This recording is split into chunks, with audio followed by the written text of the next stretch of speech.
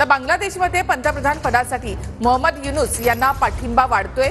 अर्थतज्ञ मोहम्मद युनूस हे नोबेल पुरस्कार विजेते आहेत। मोहम्मद युनूस सध्या पॅरिसमध्ये आहेत आणि आज ते बांगलादेशात येत आहेत।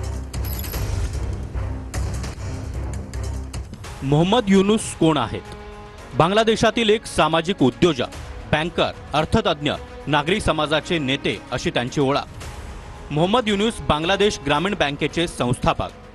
गरिबी विरोधातील मोहिमेसाठी 2006 मध्ये शांततेचा नोबेल पुरस्कार, United States presidential medal of फ्रीडमने सन्मानित। शेख हसीना यांचे कट्टर विरोधक म्हणून युनूस यांची ओळख। शेख हसीना बांगलादेशातील लोकशाहीच्या खुनी, युनूस यांचं मत। युनूस यांची बांगलादेशच्या नवीन सरकारचे प्रमुख सल्लागार म्हणून नियुक्ती केली जाऊ शकते।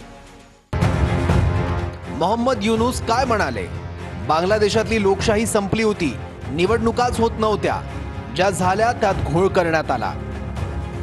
शेख हसीना या एक देश, एक नेता आणि एक सत्ता केंद्र बनल्या होत्या। साऱ्या देशात एकच नरेटिव्ह सेट झालं होतं। असंतोष आधीपासून लोकांमध्ये धगधगत होता। तो राग आरक्षण आंदोलनातून बाहेर पडला।